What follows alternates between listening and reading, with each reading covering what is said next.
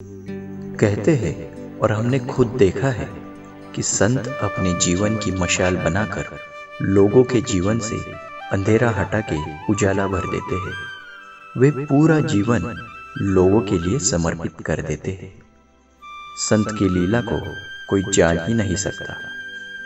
चलो ऐसे ही एक संत की अलग अलग लीलाएं देखते हैं।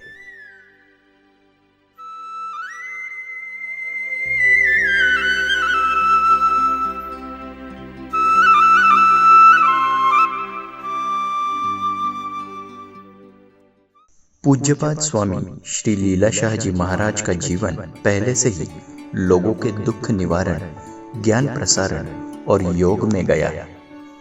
उन्हीं में से कुछ अनमोल प्रसंग हम आज दिखाएंगे। साईं जी शिक्षण का महत्व अच्छे से जानते थे, इसलिए उनका हमेशा बच्चों और महिलाओं के शिक्षण पर बहुत ध्यान रहा है। उन्होंने बच्चों के लिए शिक्षण का महत्व क्या है, ये यथासंभव हर बार लोगों को समझाया है।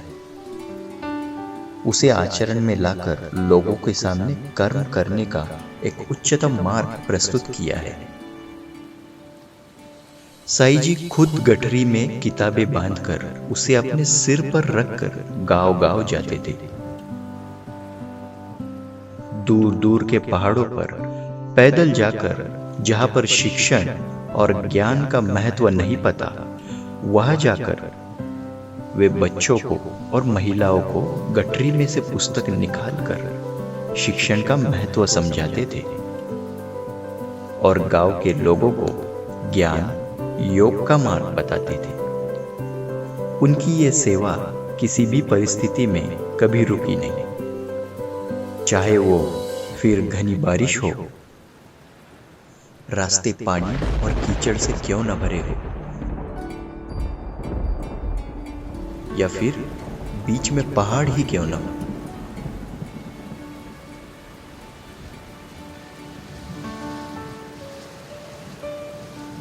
वे कभी नहीं रुके। रहने के लिए, रुकने के लिए आसरा मिला ना मिला, खाने के लिए मिला ना मिला, लेकिन उनकी सेवा कभी नहीं रुकी। ऐसा जान पड़ता था कि उनकी प्रसन्नता बच्चों और महिलाओं को ज्ञानवर्धक किताबें देने में और उन्हें प्रगल्भ बनाने में भी थी। उन्होंने सभी को एक साथ रहने का, भाईचारे का संदेश दिया। अब यही प्रसंग देखिए, जब एक बार एक जमीन को लेकर हिंदू मुस्लिम पक्ष में विवाद चल रहा था कि यह जमीन मंदिर के लिए दी जाएगी या मस्जिद के लिए। लेकिन दोनों पक्षों की अपनी अपनी मान्यताएं और तर्क थे। कोई पीछे हटने को तैयार ही नहीं था और उनकी लड़ाई खत्म ही नहीं हो रही थी। तब उन्होंने स्वामी जी से इस विवाद को सुलझाने के लिए प्रार्थना की। स्वामी जी उस जगह पहुंचे, दोनों के तर्क सुने और वहां जो नीम का पेड़ था, उस पेड़ को आज्ञा दी, ए नीम, तू यहाँ क्यों खड़ा है? चल अब दूसरी जगह जा। नीम अपनी जगह से हिलकर कुछ दूसरी जगह गया।